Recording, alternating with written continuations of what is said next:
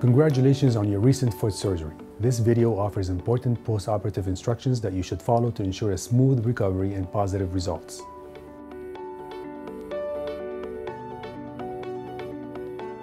Typically, your anesthesia should last between 12 to 24 hours after your surgery, so your first night should be relatively comfortable. You should expect some paresthesia or tingling in your feet in the next morning, which is a quite normal feeling once the anesthesia wears off. If anti-inflammatories were prescribed, you can start taking them in the morning after the surgery with food and during the recommended period. It should be noted that if you experience stomach burns or gastric reflux, these drugs can be stopped immediately and it is not mandatory to finish the full dose. If the pain in your foot is more important and painkillers have been prescribed, you can also start taking them, but remember, these medications can cause constipation and nausea or vomiting in some people, so take them only when needed. I remind you that your foot is going to swell considerably after your surgery and that your compression bandage is there to control the swelling. Elevation of the foot is the best way to minimize the swelling and thereby minimize the discomfort caused by an overly tight bandage. If you still feel throbbing in your foot, even when elevated, you should consider raising it a little more until you feel comfortable.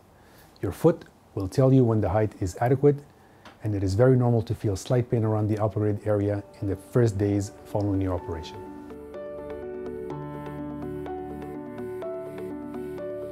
As discussed, a deep vein thrombosis is a vascular condition that can be relatively dangerous.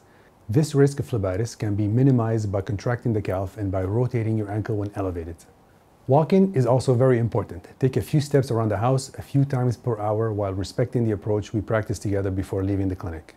Remember to lead with the operated foot, and the pressure is applied on the entire surface of the foot equally. Make sure the other foot doesn't go beyond the operated one and stops just before or next to it. If both feet were operated on, you could walk with very small steps and avoid bending your knees as you advance forward. Stairs are to be avoided as much as possible, but if necessary, you can go up and down walking sideways to avoid applying weight on the front part of the foot.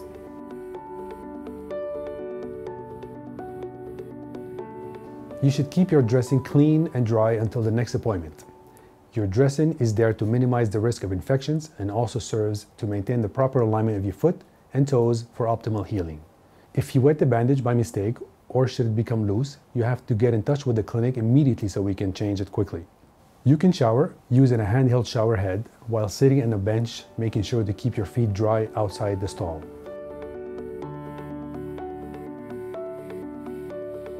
Range of motion exercises are usually recommended 1 week after the surgery. These movements aim to prevent adhesions and facilitate the evacuation of the edema around the operated site. They prepare you for an easier return to your shoes, so do them regularly and efficiently. These movements should be done about 20 times every hour by pushing the toe in maximum dorsiflexion and plantar flexion according to your tolerance. These movements can be done by you or with the help of someone else if needed, and they are extremely important. If you feel extreme pain in the area of your surgery that is not relieved by the pain medications or elevation, or develop fever, chills, cold sweats, fatigue, or general malaise, you could be developing an infection. You must inform us immediately, or if you're not successful in reaching us, you have to present yourself to the emergency department immediately for medical treatment. Finally, if you have any questions or concern about your surgery, do not hesitate to contact the clinic during opening hours or at the emergency number provided to you for the evenings or weekends. Have a great recovery.